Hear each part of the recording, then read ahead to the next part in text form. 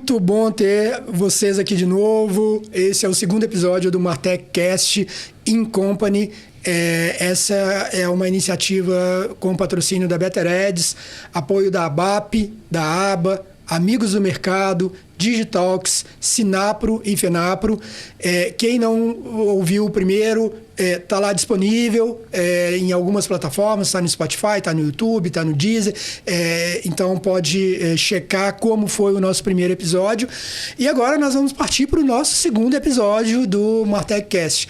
Nesse segundo episódio nós vamos falar aqui com dois grandes amigos especialistas e nós vamos falar sobre dados para as empresas de publicidade no mundo do marketing e CRM. CRM, que é um tema que deixa todo mundo aí muito interessado, porque é uma estratégia que faz parte das estratégias de marketing da maioria das marcas. E nós temos aqui hoje o Marcos Braga, que é o CEO do Amigos do Mercado.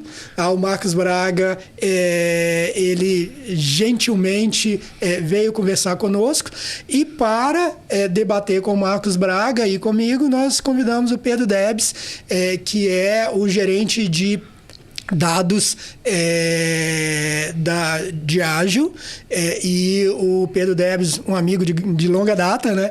O Pedro tem um super conhecimento sobre dados, sobre CRM, sobre mídia como um todo. Então o Pedro vai compartilhar aqui conosco as experiências que ele tem, o conhecimento que ele tem, e a gente vai falar um pouquinho sobre esse tema, que é um tema super relevante para todo mundo. Oi, Marco, tudo bem? Tudo ótimo. Marco, muito obrigado por nos dar a honra, né, de estar no segundo episódio desse seu novo projeto, que eu estou curtindo demais, né? E é uma honra estar podendo bater esse papo contigo em um ambiente onde eu conheço um pouco, sabe? A gente está aqui, inclusive, no mesmo estúdio que a gente grava o Papo de Amigo do Amigos do Mercado. Boas conversas passam por essa mesa aqui, viu, Marco? Eu tenho certeza que hoje não será diferente. Hoje será um pouco mais técnico, falaremos mais sobre trabalho, né? E é um papo também que a gente gosta de ter, né, Marco? Toda vez que a gente se encontra, a gente fala muito sobre as nuances do nosso mercado, e hoje bater um papo sobre data e sobre CRM vai ser uma delícia, até porque a gente está com feras aqui, meus amigos. Será um papo muito bom. Muito obrigado, viu, Marco? E agora é a fera, Pedro Debs, né, Pedro Debs? Conta pra gente aí um pouquinho da sua expectativa com esse papo aqui. Não, primeiro quero agradecer aqui pelo convite, Marco. Acho que é um projeto muito legal, muito promissor. Martech, que é um tema espinhoso, né? A gente estava falando aqui agora há pouco, né? Pouca gente acha que está conseguindo implementar de verdade.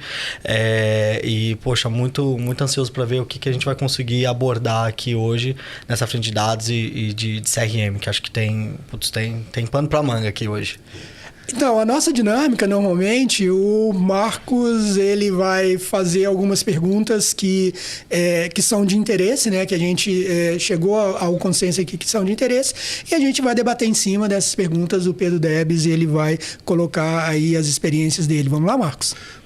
Vamos. Aliás, gente, é o seguinte, a gente está nessa conversa, né, que é o segundo episódio. Convido vocês a assistirem o episódio da Neocito. O episódio da ABA foi muito legal, né? E eu tenho certeza que esse também será. A gente vai aprofundar um pouquinho mais hoje em CRM, né, e dados. E eu te pergunto, né, Pedro, como que é a estratégia, né, aquele primeiro passo, a estratégia de CRM e dados pode contribuir para o crescimento e para a inovação de uma empresa? Marcos, eu acho que essa é uma excelente pergunta para a gente começar, porque a primeira coisa que a gente tem que entender é para onde a empresa quer ir, né? E quando a gente fala de estratégia de dados, estratégia de CRM, qualquer estratégia de digital, de mídia, etc., a gente está falando de mover esforços para alguma coisa, para algum objetivo.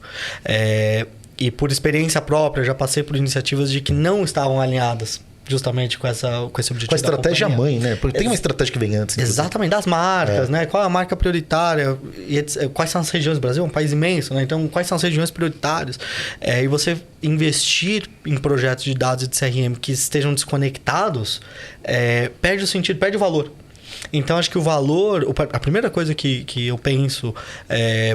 quando eu vou falar de estratégia de dados CRM, qual a estratégia da empresa? Porque há um grande risco de você sair fazendo, né? muito de uma ansiedade nossa, né? Porque tem um dado, e eu fiz essa conta essa semana para trazer aqui para cá, porque acho que é um dado relevante. Quando a gente fala de Martech, hoje existem, pelas instituições que fazem as contagens, né? Existem mais de 13 mil Martechs globais. Caramba. Se você parasse para falar 20 minutos com cada uma dessas Martechs, você ia precisar de 2 anos para falar com todas elas. Só em dias úteis, óbvio, 8 horas por dia.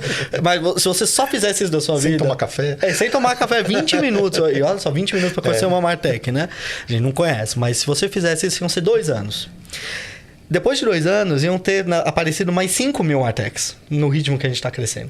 E aí você precisaria de mais 1 ano para falar com essas 5 mil. Ou seja, a gente está falando de um mercado... Um trabalho infinito. Agora, um ponto aqui super importante que você traz e que eu tenho curiosidade, Pedro.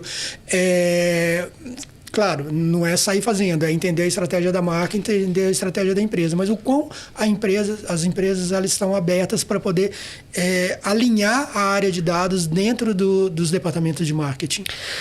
Essa é uma excelente segunda pergunta, Marco. Eu acho que todo mundo hoje, pelo menos na área de marketing, existe um consenso de que todo mundo entende ou quase politicamente correto, falando, né?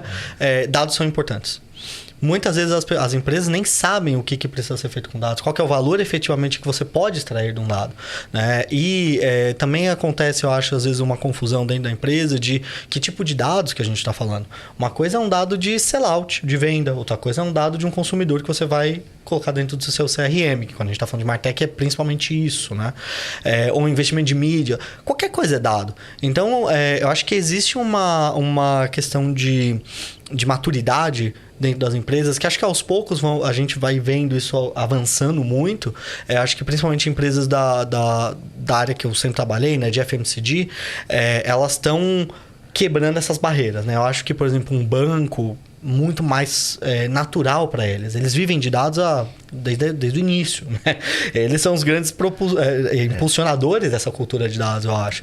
Então, acho que mais para gente de FMCG, de bens de consumo, essa é uma onda que a gente está aprendendo a surfar ainda. Então, muito da liderança da empresa tem que passar por um programa de data literacy, muitas vezes, né? De aprender a falar sobre dados, que dado a gente está falando, qual que é a diferença de um dado PII para um dado de um... Sabe? Muitas vezes as pessoas só pensam dado, botam numa caixinha e vai embora, entendeu? E essa mesa cada vez mais cheia, né? Porque há necessidade de a gente explicar a questão de dados para outros departamentos que antes não estavam nessa conversa. Exato. Exatamente. E acho que é daí que começa a vir essas... Eu não vou chamar de atritos, mas esses embates, essas diferenças de visão sobre o que é um dado. Porque uma área de finanças também é uma área que trabalha com dados. Sim. Muitos dados, né? Você está falando do RP de uma empresa. Poxa, é um volume considerável de dados. Mas não é o seu Google Analytics ou a ferramenta que você usa de Analytics para o seu site. Entendeu? São tipos de dados diferentes. E acho que essa é uma primeira barreira. Quando a gente fala de... voltando à primeira pergunta de estratégia, eu acho que é uma barreira, um desafio que a gente tem nas empresas é conscientização, explicar o que é, e pensar muito em assim, quais são os casos de uso para esses dados. Como é que eu gero efetivamente valor? Como é que eu vou trazer valor para essa companhia que esteja alinhado com a estratégia das marcas, etc, etc, mas que vá trazer valor no final do dia. Seja um valor direto, como vendas, receita, ou seja um valor direto, como insights, coisas desse tipo. E é um grande desafio, né? Que, assim, valorar isso e entender o valor do dado, né? Assim, é imenso. E todo mundo pergunta isso. Acho que existem formas, tá? Acho que existem maneiras de você calcular esse tipo de valor, mas o que eu percebo é que quem entra na área agora tem muito mais dificuldade de fazer esse tipo de estimativa por falta de experiência, falta de conhecimento, né? Falta de vivências nessa área, de alguém que já tem alguma experiência prévia, porque aí fala, não, mas naquela vez eu tive tanto de retorno, então vamos estimar isso agora. E aí no segundo projeto, aí a pessoa vai ganhando essa experiência, vai acumulando, né, essas experiências e vai criando esse jeito de criar valor para o dado, né? Mas pensando especificamente aqui nesse mundo aqui de Martech e marketing especificamente, eu acho que tem um boom de startups, de um lado, que cresceram muito e navegam, são digital first, coletam todos os tipos de dados, organizam os dados, etc. E não só startups, mas uma Amazon, Google, né? Big Techs, né? Que são essa onda. E acho que todo mundo hoje, ou na última década, parou, olhou para eles, né? Para uma Netflix e falou, caramba, o que eles fazem é incrível, eu quero fazer isso também. Porque vem um valor, né? Enxergam um valor monetário, valor da empresa, né? Você vê Apple e Microsoft, as duas maiores empresas hoje de valor de mercado. São duas empresas de tecnologia, basicamente. Então, como eles também conseguiram construir esse valor, mostrar que dado tem valor, que data tem valor, e que tá todo mundo, acho que, tentando entender como captar isso e trazer para dentro de casa. Pedro, assim, em empresas de serviços, né? Enfim, a gente está falando das Big Techs, né? De produtos digitais, é mais fácil a gente, enfim, falar ali do valor do dado, enfim, até porque é por ali onde tudo acontece. Você tem uma larga experiência em bens de consumo. As pessoas estão lá comprando o produto de fato, né? Como é que, num caso de empresa de bem de consumo, você consegue tangibilizar o valor do dado? E se você puder trazer algum exemplo real aqui, vai ser legal para ilustrar a conversa. Claro. Eu acho que essa é uma excelente pergunta. E, na verdade, acho que é exatamente o que a gente está falando, né? Como você tangibiliza isso? Eu acho que a gente tem que pensar sempre de 3 maneiras. Assim, primeiro, o pensamento estratégico que eu vejo você tem um caso de uso, você tem que entender quais são as capabilities que você tem que ter para esse caso de uso e quais são o que vai ser enabler, né? O que vai ser aquilo que vai possibilitar você investir e fazer esse caso de uso real. Mas acho que tem um caso de uso muito básico que assim, muito simples de qualquer empresa testar, que tange dados, tange CRM e tange mídia também, você fazer aquela velha coleta de leads no seu site, num evento de marca, qualquer coisa assim, dentro da LGPD, obviamente. Sim. Mas você fazer essa coleta e você compartilhar com o seu parceiro de mídia essa base first party para você ativar na mídia. Eu tenho certeza, assim, que a eficiência dessa mídia, dessa sua audiência, vai ser muito melhor. Assim, a gente tem vários casos de uso assim, às vezes 8 vezes melhor CPM quando você usa a sua audiência first party do que quando você usa uma OpenSea, né? Ou do parceiro, second, enfim. Então, esse é um caso de uso muito... E, assim, lookalike, retargeting, supressão, né? Tudo mesmo caso de uso praticamente, mas a gente está falando de você coletar dados e ativar esse dado em mídia para gerar eficiência. Então, esse é um caso de uso que não exige basicamente nada. De Martech você só precisa ter um lugar seguro para você guardar esse dado PII, mas fora isso você não precisa de muito mais coisa, você sobe isso no parceiro e gera o valor da mídia que você já vai comprar. Agora você tocou num ponto aí que é sempre uma curiosidade que eu tenho muito e eu vejo isso muito acontecer, né? As pessoas falam muito de coleta de dados e como coletar dados, né? Então, assim, como coletar dados talvez a grande discussão, você coleta de forma direta ou você coleta usando algum tipo de apoio de Martech para isso, né? De forma automática, mas eu vejo muita dificuldade nos profissionais e nas empresas de entregar exatamente o Analytics e os casos de uso, né? Assim, porque tem muita gente que coleta dados, mas não sabe o que fazer com eles. Sim. Isso é um fato mesmo? Eu percebo que é um fato, mas eu percebo também que a indústria tá mudando. Eu sinto assim que as empresas elas já... para eu coletar dado, eu tenho um caso de uso por trás. Como consumidor agora, que eu percebo e eu vejo muito claramente, são os shoppings, né? Todo shopping agora, os grandes, né? As redes multi, por exemplo, você tem um aplicativo, você tem agora desconto no estacionamento. Para que ele está fazendo isso? Para captação de dados. Então, eu vejo vários casos de uso de várias empresas na indústria que estão fazendo coleta ativa e que estão usando isso a seu favor. Né? Assim, do lado da FMCG, da indústria como bem de consumo, eu acho que tem essa necessidade, esse entendimento que vem agora de coletar e ativar, e gerar insights, né? Analytics, que você comentou, Marco. Mas eu acho que tem também outros caminhos. Por exemplo, o Retail Media. O Retail Media é basicamente a coleta de dados que o retail sempre fez, aplicado à mídia, vendendo para a indústria. Um shopping fazendo uma espécie de retail media também, né? Com essa coleta de dados. Então, acho que existem vários casos de uso hoje já muito palpáveis que a gente talvez falte o olhar mais treinado de essa empresa está fazendo, aquela empresa está fazendo. E aí, quando você se dá conta, tá todo mundo fazendo isso agora. E volta até na primeira pergunta, né? Porque faz parte você pensar na estratégia antes. A gente vive na era do IA, né? Nunca foi tão importante você saber fazer a pergunta certa. Né? A possibilidade de resposta está aí para todo mundo. Só que é o seguinte, cadê sua capacidade de fazer boas perguntas? Você pensar antes a estratégia de como é que você vai fazer a coleta desse dado. E respeitar o consumidor, né, Marcos? Eu acho que isso é super importante, né? Eu vejo que, por exemplo, existe uma ansiedade muito grande de captação de dados, né? Assim, você desce de um voo e aí, na hora que você pega o seu celular, já tem uma pesquisa. O seu voo foi bom? Qual que foi a sua experiência? Cara, eu nem cheguei ainda, assim, não consigo te dizer. Você acabou de comprar algum produto, já vem uma pesquisa. Então, assim, a quantidade de pesquisas e, principalmente, a ferramenta pesquisa é muito utilizada para isso. E a gente entende que assim, aquela ferramenta ali não além de ser uma ferramenta para poder entender a experiência, é uma ferramenta que a gente entende também que é uma captação de dados, né? Assim, seja dados de behavior ou seja até first party data. Exato. E aquele lance, mas por que você está me perguntando isso?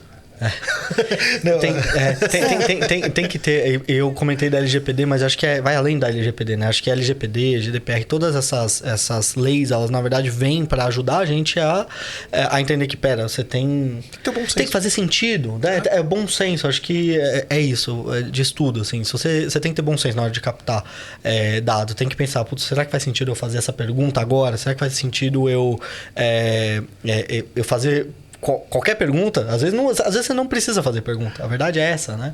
Mas eu acho que isso também vem muito desse test and learn. Acho que a indústria está testando e tentando aprender e está todo mundo falando sobre isso. É um tema tão recorrente que acho que gera essa ansiedade de todo mundo querer mostrar que está fazendo, ou querer fazer efetivamente. Mas aí eu volto na questão da estratégia. E aí, um outro comentário para fazer sobre estratégia que eu acho que é muito relevante esse tema é uma grande bola dividida, né? Quando a gente fala de MarTech, porque dentro das empresas, das indústrias, né? Porque você tem uma área de tecnologia e você tem uma área de marketing. A área de marketing, desde sempre, ela é reconhecida, o job description da área é crescer marca, você entender seu consumidor, etc. A área de tecnologia é a área que cuida de todo o backup tecnológico da sua, né? Toda a espinha tecnológica da sua empresa. E eu acho que existe uma oportunidade imensa dessas duas áreas trabalharem em mais coesão entre elas. Eu acho que existe ainda uma bola quicando entre essas duas áreas. Então, às vezes é o time de marketing que traz, mas aí não está alinhado com a estratégia de tecnologia. E quando o time de tecnologia traz, o time de marketing não entende. Então, eu vejo que existe um atrito entre essas duas áreas e outras empresas, outros colegas do mercado com quem eu converso, onde os casos de uso vão melhor, onde eles estão avançando, onde eles conseguiram resolver essa conexão. E existe assim alguém que está do lado de tecnologia que entende do negócio, alguém do lado do negócio que entende da tecnologia. Não, e no meio disso também a gente tem a questão da grande oferta de parceiros para ajudar a gerir tudo isso. Né? Enfim, as ferramentas, as plataformas, né? E qual que é hoje quão importante é você decidir bem quais são as plataformas e ferramentas para que você não sofra todo o desgaste que se tem quando você precisa trocar um parceiro desse? Eu acho que todos os parceiros, todo o cenário aqui de MarTech, ele está muito influenciado ou muito abastecido pela mesma ideia de vamos testar o conceito, vamos fazer uma POC, vamos fazer um MVP. E eu acho que isso é excelente, porque como eu estava falando, hoje tem mais de 13 mil MarTechs. É o que eu falei. São 3 anos de conversa para você falar com todo mundo, mais os que vão nascer depois ainda. Que ainda não existem hoje. Não dá para você falar com todo mundo. Se você reduzir só para a área de dados e CRM, você ainda tem 5.000 Martechs. Então, é muita gente. Como é que você escolhe esses parceiros, né? Então, acho que assim, ter uma estratégia clara, entender o value proposition de cada parceiro, ter essa clareza é super relevante. Mas eu acho que tem uma pitada que é você tem que estar aberto a testar alguma coisa. Sim. Você tem que estar aberto a saber que eu posso trazer um parceiro que daqui 3 meses eu vou ter que trocar porque não funcionou, porque a gente está aprendendo. Fazer o trial de fato. Exato. E aceitar o erro. Porque eu acho que é doido. Hoje, né, você vê no LinkedIn, muita gente fala, não, a gente tem que aceitar o erro, faz parte do processo, etc. Mas acho que às vezes na vida prática isso ainda não é verdade, né, dentro das empresas. Não, e até porque a utilização passa também por quem utilizou, né? Enfim, né? Tem todos os testes que você deve fazer pro lado de lá, mas também como para que você utilizou aquela ferramenta. Exato. Né? Para que serve uma chave de fenda? O que você quiser. Exatamente. Para quem só tem martelo, todo parafuso é um prego, né? Exatamente. Mas eu acho que, por isso que eu volto também nesse ponto, acho que a gente tem que ter clareza dentro da empresa que a sua estratégia de dados ela tem que pensar lá em cima na sua pirâmide em qual é o use case que eu quero construir e para eu chegar nesse use case, quais são minhas capabilities, quais são os enablers. E capabilities é às vezes interno, é Sim. treinamento, é você entender quem são as pessoas dentro de casa para fazer. Eu não tiro o fator humano do sucesso de uma ferramenta. Acho que faz total diferença você ter alguém que sabe do negócio, entende o valor da ferramenta, versus alguém que vai fazer porque tem que fazer. Né? Eu acho que existe esse elemento que tem que ser considerado também nesse ambiente de teste, de trial. E aí, uma dúvida aqui, Pedro. Normalmente, tem muitas empresas que tentam montar as suas próprias ferramentas, né? Porque acredita que investir no talento das pessoas e fazer com que elas montem as ferramentas pode ser algo que seja importante porque vira proprietário. Mas, ao mesmo tempo, a gente sabe que tecnologia é assim, ela muda, né? Assim, ela muda muito rapidamente e vem uma nova tecnologia e que traz uma nova funcionalidade. Eu, particularmente, sempre fui favorável de que a gente tem de trabalhar com parceiros mesmo. Assim, porque cada um no seu core, né? Assim, o cara tem um exército de desenvolvedor lá. Para que um exército de desenvolvedor, entendeu? Assim, qual o custo desse negócio? Como é que é essa história para você, assim, proprietário versus parcerias? Falando do meu ponto de vista dentro da Diageo, né, a gente opta muito pela parceria. Né? A gente é uma empresa que, talvez as pessoas nem conheçam todo mundo, né? Mas a Diageo é uma empresa de bebidas, né? A maior empresa de destilados do mundo. A gente é dona de algumas marcas como Johnnie Walker, Smirnoff, Tanqueray, Guinness, Baileys, né? Então, Gordon, são marcas bem conhecidas. A empresa, às vezes, acaba passando, mas as marcas são conhecidas. A Diageo, ela tem uma visão para isso que a gente é uma empresa que vende a celebração, que vende... Isso é o que a gente faz. A gente não constrói tecnologia, a gente não vende tecnologia. Então, por isso a gente investe em parceiros em tecnologias. Então, quando a gente olha o nosso stack de Martech, a gente tem um stack de Martech, a gente não tem dentro de casa, a gente realmente foi para fora para alguns parceiros. Então, a gente tem uma CDP que hoje é a Treasure Data, a gente tem nossa plataforma CRM que é a Salesforce, a gente tem a Vtex como nossa parceira para fazer o nosso direct to consumer, né? Nosso próprio e-commerce da Diageo, que é o Debar. Então, a gente investe para fazer esse tipo de parceria. Mas a gente também faz esses movimentos de, a gente tem que testar, tem que ver o que faz sentido. Se deu certo em um lugar, vamos escalar. Se não deu certo, vamos entender o porquê que não deu certo e vamos tentar corrigir para avançar.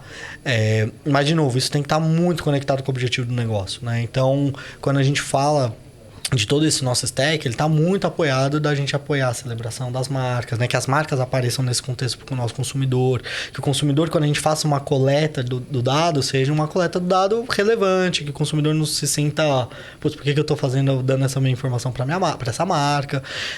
E, obviamente, que é fechar esse ciclo. Não só captar esse dado, mas fazer alguma coisa já diretamente com ele. Então, a pessoa foi pro The Town, pro Lollapalooza, Rock in Rio, enfim, para algum evento que a gente tem stand, vai fazer ativação de marca, a gente coletou o dado, a pessoa chegou em casa naquela noite, depois do evento, já tem um e-mail, já tem alguma coisa falando sobre o evento, sobre a gente, sobre a marca, enfim. Essa proximidade com o consumidor, ela é muito valiosa e ela tem que ser nutrida, né? Então, do ponto de vista de Martech, tem todo esse stack que a gente tem que construir, mas acho que do outro lado de comunicação, de CRM mesmo, a gente também tem que pensar o que faz sentido e quando e como a gente tem que atuar com esses consumidores, porque... Como essa conversa fica boa, né? Como essa conversa fica fluida. Né? Porque senão você só captou o dado e não fez nada com isso. E com essa infinidade de parceiros que se tem, o time precisa existe uma capacitação contínua, né? Porque a própria plataforma, né, a própria ferramenta, ela vai trazendo soluções novas a cada dia. Como a gente falou, tem um exército de desenvolvedores lá avançando com ela. E mesmo aquele profissional que já era fera naquela plataforma, né, o bicho mudou. Então, como que se investe na capacitação do time para que ele possa extrair cada vez mais todos os recursos que o parceiro tem? Essa é uma grande dor, eu acho que aqui dentro de Martech, né? A gente está falando de um lado, a gente investir e fazer trials e fazer POCs e tudo mais, mas ok, depois que isso entra, vira business as usual, que isso virou o dia a dia, você tem que pensar em capacitação. De tempos em tempos isso vai mudando, né? Então, você tem que entregar aquele resultado lá atrás que você prometeu. Exatamente.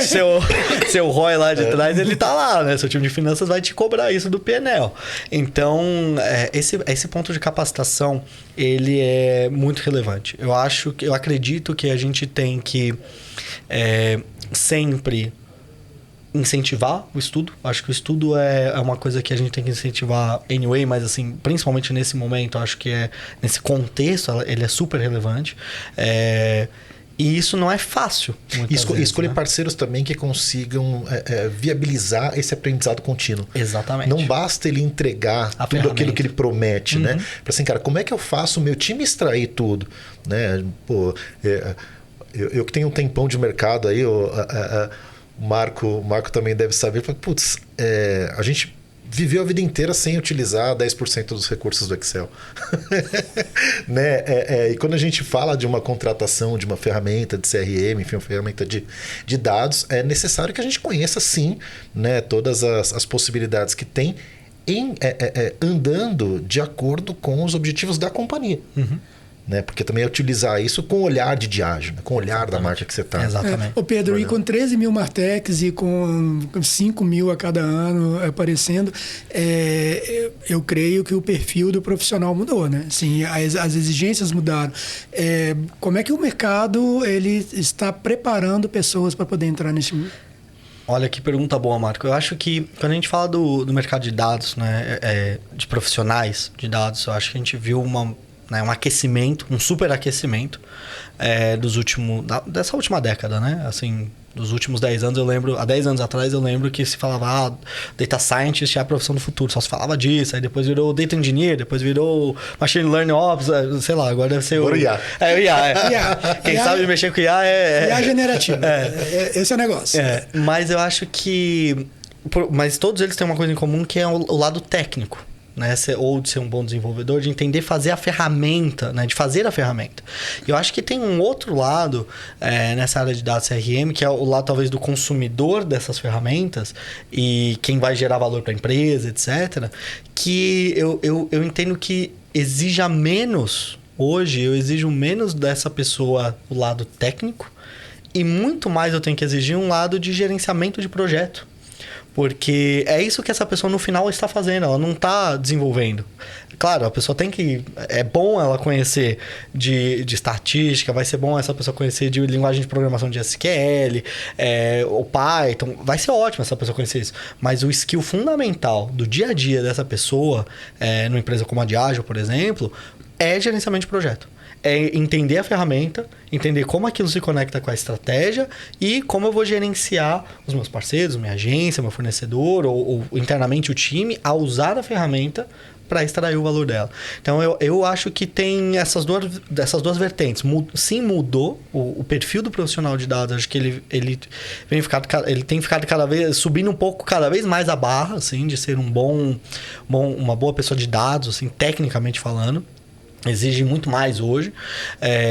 Mas eu vejo também essa necessidade, por um outro lado, de um perfil que não é necessariamente tão técnico, mas mais flexível, mais comunicador, mais que consiga fazer essas coisas acontecerem. Porque senão você vai ter dentro de casa uma pessoa que quer saber mais da ferramenta que quem fez. E aí é complicada essa situação, né? A academia está preparada para esses capabilities ou não está preparada? Eu acho Você é um acadêmico, que eu sei, Pedro. Eu tenho mestrado, mas eu tenho mestrado em comunicação social. Mas eu acho que a academia, ela, de maneira geral, talvez até fugindo um pouco aqui do tema Martech, mas eu vou voltar para esse tema Martech dentro da academia. Eu acho que de uma maneira geral, não. Eu acho que a gente ainda ensina... Eu dei aula de mídia por alguns anos, eu dei aula de algumas disciplinas técnicas de publicidade, e eu lembro que o programa de aula era um programa muito... Não te dava espaço para aprofundar. Não dá espaço para aprofundar. Imagina, eu nunca consegui falar de first party, né? E eu trabalho com isso, eu nunca consegui falar disso em aula. Então, porque não tinha tempo, não tinha espaço. Então, acho que isso é um lado. Eu acho que existem instituições que estão sim preocupadas com isso, que estão buscando essa renovação e mudando grade, etc. Mas a minha sensação é que ainda existe um gap, assim. E aí, falando por experiência própria, eu fiz publicidade, eu achei que ia ser redator. Acho que quase todo mundo que entra, né, na publicidade acha que ia ser redator. Acha que é criativo. Acha que é criativo. Ideia, né? Não, puta ideia. Eu escrevo muito, né? Minha mãe falou que eu sou criativo. Não, e aí no primeiro ano eu já entendi. Não, criação não é pra mim. E aí eu entrei no mundo de mídia, que pra mim fazia muito sentido. Era muito lógico e tudo mais. Mas eu senti um gap absurdo de... Putz, o que eu aprendia versus o que eu tava aplicando ali, né? Na época eu tava na Unilever e, assim, uma puta de uma escola. Ali eu... Talvez seja isso também, né? Eu tava numa empresa que era uma escola de mídia, e que, putz, a faculdade não dava conta, assim. Tanto que os trabalhos para mim de mídia, eles eram muito simples, assim. Não porque eu sou inteligente, não, porque... Lá se está em outro ano da humanidade. Exatamente. Então, eu sinto que algumas instituições têm buscado, mas eu acho que existe ainda uma oportunidade de mais cursos. E aí, o que eu vejo surgindo são cursos talvez mais independentes. Cursos específicos, né? Porque é isso, o mercado exige, né? O mercado exige muito isso. E imagina, né, na minha cadeira, como eu busco alguém que tem esse conhecimento técnico, mas que tem esse conhecimento de gerenciamento de projeto, que tem conhecimento de estratégia de marcas. Vai ficando mais difícil você achar essa pessoa. Então, também tem uma questão de como você escolhe para dentro de casa e você treina. E eu acho que é um papel da empresa também ir treinando, né? Dando as capabilities para o time interno, né? Até porque a academia não tem como hábito mudar, né, a sua grade tão profundamente de tempos em tempos. E se você for pensar, traçando um paralelo à vida corporativa, o onboarding hoje de alguém do seu time é muito diferente do que era 2, 3, 4, X anos atrás.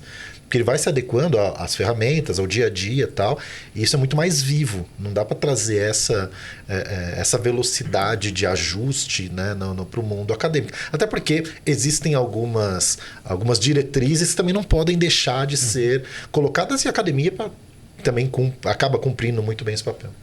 Vamos deixar de sacrificar a academia aqui, vamos voltar só pro nosso... Mas deixa eu voltar só um ponto aqui, porque eu acho que a academia, e eu sou um defensor da academia, você sabe disso, Marco, eu acho que faltam pesquisadores. Eu acho que falta gente pesquisando, né? Falta essa condução para que as pessoas tenham interesse e pesquisem. Porque se você for parar para pensar, as grandes revoluções tecnológicas que a gente viveu nos últimos 40 anos, todas nasceram dentro da academia. São todas dentro da academia, dentro do MIT, dentro desses grandes centros de pesquisadores. Então, talvez aqui falte mais a gente investir nesse tipo de coisa para poder depois trazer para o mercado. Inclusive a própria internet, né? Que antes de chegar no setor militar, nasceu numa academia. Agora, só assim, para a gente poder colocar o foco aqui naquele tema que nós iniciamos, né?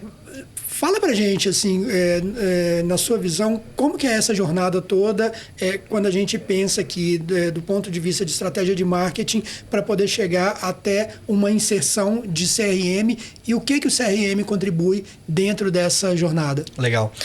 Tem um livro que eu tenho lido que eu achei muito bom, por isso que eu vou citar ele. Tem 2, na verdade. Um fala sobre estratégia, que é Playing to Win.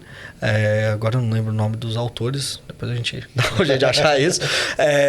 Mas que fala sobre estratégia de uma maneira geral. É um playbook já bem famoso, que ele fala sobre 5 grandes perguntas, né? Que primeiro é assim, qual é a sua mensagem aspiracional? O que é vencer para você? Onde você vai jogar? Como você vai fazer para ganhar? Quais são as capabilities e quais são os sistemas de gerenciamento? Você responde essas 5 perguntas, você tem uma estratégia. A gente às vezes acha que um plano é uma estratégia. Não é, né? O plano faz parte da estratégia, mas não é a estratégia. Então essas são as 5 perguntas que nesse livro ele coloca, que acho que são relevantes para pensar a estratégia. E tem um outro livro, muito mais conectado com esse tema, mas que eu tenho feito muito um paralelo desses dois, assim, um como uma continuação do outro, que se chama Elementos da Estratégia de Dados. Ele acho que só tem em inglês ainda, que é de um autor chamado Boyan Angelov. Perdão porque eu não sei pronunciar o nome desse cara, mas é muito interessante. Ele fala que existem 3 fases na estratégia de dados principais. A primeira fase é você fazer todo o due diligence, ou seja, toda a parte de assessment, de você entender o que você tem, qual é o gap que você tem para você chegar nos seus objetivos da sua empresa. Depois vem uma fase de design desse projeto, né, que é uma fase iterativa, que você passa bastante tempo pensando nisso. E depois vem a parte de implementação e comunicação. Comunicação e depois sim a parte de implementação. São essas 4 etapas. Por que eu estou falando isso? Porque eu acho que essas coisas elas vêm conectadas. Se você consegue responder essas 5 primeiras grandes perguntas, ou qual é a estratégia da empresa? Se você consegue ter clareza nisso, um one-pager da sua empresa, da sua estratégia, depois então vamos agora para a parte de dados. O que você tem dentro de casa? Quais são os dados? Quais são as bases de dados? Quais são as ferramentas, etc. Onde a gente quer chegar? Eu quero crescer minha marca em 40% em 2 anos. Tá bom. Para eu crescer, quais vão ser as ferramentas que eu vou fazer? Eu vou aumentar minha distribuição e eu preciso gerar eficiência dos meus investimentos. Então é que a gente tem um objetivo claro que a gente pode sanar, trabalhar com dados. E aí você vai esmiuçando até você conseguir passar por todas essas 4 etapas dos elementos da estratégia de dados. É uma visão muito técnica, é um assessment técnico, você vai ter que olhar quais são as ferramentas, as conexões, API, etc. Mas depois ela se transforma nesse tripé que eu estava falando de qual é o seu use case. Essa pergunta está lá atrás no seu assessment. Capabilities enablers. Então, assim, acho que esses 3 blocos que eu estou falando, eles estão muito conectados em como você faz isso acontecer, de verdade. CRM, para mim, ele entra como uma parte, como mais um canal de comunicação da sua estratégia de comunicação. Então, você vai ter social media, você vai ter televisão, você vai ter out of home, você vai ter influencers, você vai ter PR, você vai ter CRM. Eu acho que é assim, é mais um canal de comunicação. Talvez um dos mais interessantes para o consumidor, porque é uma interação. Que é a conversa, né? Exatamente, personalização. Você consegue gerar... Eu sei que o Marco entra no meu site e sempre vê um whisky específico. Poxa, por que eu vou mostrar um gin para ele? A menos que seja a minha estratégia oferecer gin para quem bebe whisky. Provavelmente não vai ser, mas se isso fosse, eu faria. Mas não tem porquê. Vamos oferecer para ele o que ele está dando de sinal para gente, que ele gosta. Então, acho que o CRM ele entra como essa ferramenta, essa ponta final de como é que eu vou pegar tudo isso ali estratégico, super high level que a gente está falando e aplicar na prática. E eu imagino que nesse momento da estratégia, enfim, de você imaginar para que caminhos vão, enfim, tudo que você pode utilizar dos recursos que você tem, é o momento também que você percebe que precisará de aliados fora do marketing. Por exemplo, para mudar essa forma com que a gente está fazendo, finanças tem que vir para a conversa, vendas tem que vir para a conversa, enfim, em algumas ocasiões, enfim, o RH tem que vir para a conversa, o time interno tem que vir para a conversa. E como é que quando você está na condução disso, como é que você pluga esses agentes externos para a conversa? Eu aprendi de um jeito também ruim, com erro lá atrás, que o melhor momento é quando você está idealizando seu projeto. Quando você está nessa fase de design, de tentar entender qual que é... Sem medo de alguém querer torcer. Não tem que ter esse medo, porque tem que ser bom para a empresa, né? No final do dia, né? E aí o que você vai ter são pessoas com pontos de vista diferentes, com experiências diferentes, que vão agregar para ser o melhor para a empresa. Então, eu acho que não ter esse medo é muito importante e colocar esses times logo no início, né? Às vezes tem uma ideia que é maluca, fala, pô, ótimo, só que a logística falou que não dá. Exatamente. E isso é a coisa que mais acontece, inclusive, né? Ou no trade, né? Putz, eu tenho uma ideia maravilhosa de sei lá, de alguma coisa para implementar de marca, mas aí o time de trade fala, isso não vai rolar. Eu não vou conseguir botar isso num bar. Nenhum bar vai aceitar você fazer isso. Então você tem que estar com essa ponte ali de comunicação muito bem alinhada. Você tem que ter esse canal de comunicação aberto, né? Então, eu acho que a Diageo, ela propicia bastante isso porque a gente é uma empresa internamente que tem de equipes enxutas, né? Então, a gente acaba esbarrando todo mundo no corredor. Se você for na empresa hoje, você encontra o time de vendas, de supply, de trade, de marketing, de RH. Tá todo mundo ali, né? Então, você consegue facilmente navegar e fazer a conexão, né, com esses times. Mas você tem que trazê-los para o primeiro dia do seu projeto, porque senão você investe muito tempo, às vezes muito dinheiro, para criar uma solução que na hora que você chega para eles falam, mas não é isso que a gente precisa. Ou pior que isso, porque aí a pessoa teve coragem de falar para você que não precisa. Pior legal, obrigado. E você nunca mais vai. Embolsa isso e nunca mais você vê. Essa para mim é a maior frustração que você tem. É criar um dashboard maravilhoso que ninguém abre, sabe? Isso é muito triste. Muito bom. E aí, Marco, tá gostando dessa nossa conversa aqui, meu amigo? Cara, pra mim eu tô super à vontade, Marcão. Estou super à vontade e assim, eu acho que é super importante alguns pontos que o Pedro traz, né?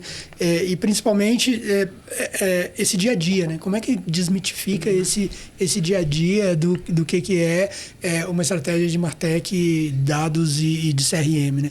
E aí, Pedro, um ponto só pra gente poder pensar aqui, né, em conjunto, que eu acho que é extremamente importante para quem está nos ouvindo, né? Cara, essa inserção no mundo de dados, que é um caminho sem volta, né? Essa inserção no mundo de dados, ela vai trazer que tipo de resultado para as companhias, para as empresas e como é que as empresas vão trafegar com isso daqui para frente e no futuro. Vou dar um exemplo de casa, tá? Eu trabalho hoje com um negócio que é um negócio de métricas de out of home e assim, todas as empresas de out of home estão preocupadas com uma única coisa, dados. E basicamente, eles estão preocupados como é que o negócio deles vai se transformar em dados. Como é que as empresas estão preocupadas com relação a dados como é que elas estão solucionando isso? Eu acho que a preocupação é exatamente a mesma. É exatamente a mesma. Dados. Mas eu sinto que, em alguns momentos, isso acaba sendo até um pouco raso, né? Porque talvez falte expertise para as outras pessoas. Aí eu volto naquela primeira pergunta, mas de que dados a gente está falando? Né? Então, no caso de out of home, por exemplo, eu acho que existe uma necessidade imensa, né, no mercado de publicidade, como a gente mensura, acho que esse é um lado de mensuração, né, dos dados, que te gera outras 1000 análises, né, de perfil de consumidor, de hábito das pessoas, etc.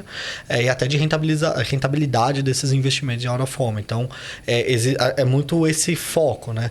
Dentro da empresa assim, a gente vai gerar dados, né? Eu já estive em mais de uma conversa que as pessoas falavam para mim, mas Pedro, a gente vai gerar mais dado. E aí eu olhava para a pessoa e falava, mas esse dado não é o que a gente precisa. O que a gente precisa é um dado talvez identificável, é um dado que a gente de consumidor, né? Para a gente poder gerar o valor que a gente está planejando aqui. Não que os outros dados não tenham valor, não é isso, mas cada um no seu caso de uso, né? No meu caso ali é muito focado nisso e acredito que na indústria de bens de consumo muito, no geral, seja esse valor. Mas eu acho que as empresas, elas estão, de novo, elas têm esse mantra, elas querem, eu acho que ainda tem uma necessidade no mercado, até ouso dizer, de mais pessoas pensando estrategicamente com dados. Eu acho que a gente conseguiu essa onda aí desses 10 anos que eu estava falando de grandes cientistas de dados, etc. A gente criou ótimos técnicos, mas eu sinto que a gente ainda não conseguiu criar ótimos estrategistas de dados. Você vê pouca gente se chamando assim, eu sou um data strategist. Quase ninguém. Eu acho que, para falar a verdade, eu devo ter visto uma pessoa ou duas com esse título. Que, para mim, eu acho que é onde as empresas vão começar a entender melhor o valor. E vai ter um ponto aí que você traz que eu acho que é super importante, né? Muita gente fala assim, olha, a minha empresa entrou na era do digital transformation, né? Assim, então, eu transformei a minha empresa, aí você pergunta mais a fundo, mas o que é exatamente o Digital Transformation na sua empresa? Tem empresa que acha que é colocar uma tela de LED, tá? E é Digital Transformation, não é? Na realidade, tem toda uma questão de cultura que não é dada, né, que tem de ser construída em cima desse ponto, e que eu questiono bastante, inclusive, os gastos que são feitos com as consultorias que acham que entregam Digital Transformation. Né? Assim, a consultoria chega lá, nada contra as consultorias, fazem todo o seu trabalho, mas o digital mesmo, transformation, a transformação digital, ela passa por uma construção que é uma construção que está arraigada à cultura da empresa, que é aquilo que você falou lá no início. Então, qual que é a estratégia da empresa? Qual que é a estratégia da marca? Acho que esse é, talvez, o ponto de partida de onde você começou essa conversa aqui, é o que me traz uma maior luz sobre essa questão de Martech, dados e CRM. E Marcos, imagina que, né, existe toda uma adaptação da empresa para um novo modelo de negócios mais enraizado no digital. Quando ela começa a se organizar, o mundo muda. Né? Porque as pessoas consomem os seus produtos hoje de uma maneira muito diferente do que se consumia pouco tempo atrás. Muda o modelo de negócio. E tem gente que não quer abrir mão do modelo de negócio porque tem uma falsa segurança. Digital. Mas eu acho que tem dois pontos aí muito relevantes, Marco, para a gente discutir. Acho que quando a gente fala de digitalização, o Digital Transformation, né? Isso foi uma coisa que eu aprendi no MIT, inclusive, num curso que eu fiz deles sobre transformação digital. E a primeira coisa que eles falaram lá era assim, existem duas palavras. Uma é digitalização e outra é digitização. Uma é focada em processos e outra é focada em cultura. É até difícil falar essa palavra. Digitização. Palavra do inferno. Tem que achar outra palavra. Mas digitização é focada em processo. Então, é como você faz os processos serem digitais. Pô, vou dar um exemplo, um Rappi, um iFood, que digitizaram o momento de compra de consumo, né? De maneira geral. Um Uber, todas as empresas, né? Quando a gente fala de digitalização, a gente está falando da cultura do momento do consumidor, do ponto de vista do consumidor. Então, assim, como culturalmente ele trocou, ele virou essa chave. Né? Eu parei de ir na Blockbuster e eu comecei a ter um streaming. Sim, né?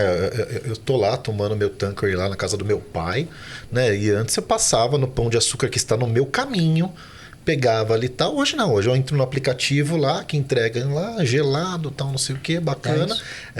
Mudou todo o formato. Mudou todo o formato, mudou o modelo. E pensa na experiência que esse consumidor quer agora, porque ele chegou na casa, né? Você chegou na casa do seu pai, e aí você olhou pro Tanqueray e falou: o que eu vou fazer agora? Ah, vocês querem um Negroni? Vocês querem um gin tônica? Mas, pera, eu não sei nem fazer um gin tônica. Então, esses pontos de contato, toda essa jornada, ela também não é... Ela se transforma no digital. Então, acho que é essa cultura que a gente, às vezes, quase não se dá conta, né? Que ela mudou. Ela realmente passou de analógico para digital e isso não é uma coisa ruim, mudou. Então a gente tem que entender que o consumidor mudou.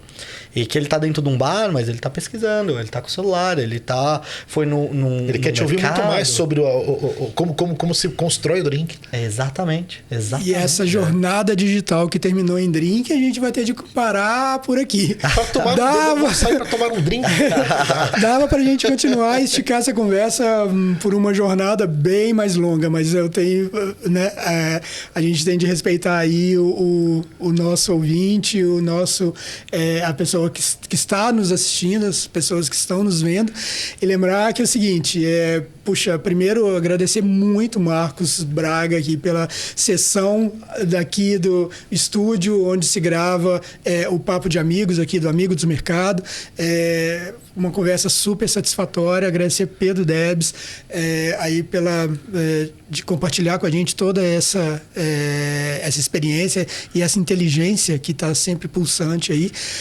Lembrar que o MartechCast, ele é um podcast in company, né? Então, nós sempre estamos itinerantes e vamos até as empresas para poder dar voz às empresas e dar voz às iniciativas relacionadas a marketing, dados e todo o ambiente Martech. Tem o apoio aí da ABAP, da ABA, do Amigos do Mercado, do Digitalks, da Sinapro, da FENAPRO, e é um patrocínio hoje da Better Ads. E, cara, convidar todo mundo para poder ouvir o primeiro, se divirta com o segundo e vem muito mais por aí na esteira. Muito obrigado a todos e até a próxima. Muito bom, Marco. Muito bom estar aqui, viu, Marco? Foi muito bacana. Foi uma honra aqui. Obrigado, gente. E Marco, você esqueceu de ter o seu momento blogueirinho. Olha pra câmera e fala assim, se inscreve no canal, segue a gente. Dá o like, ativa o sininho.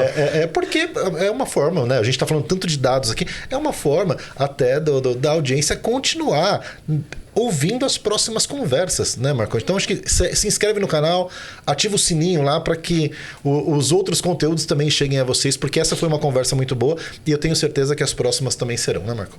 Exatamente. Obrigado aí por puxar minha orelha. E se inscreva no canal, ative o sininho e fique atento aos próximos episódios do Martech Cast Company. Muito bom. Um brinde aqui a nossa aguinha. Vamos lá. Vamos nessa. Vamos lá.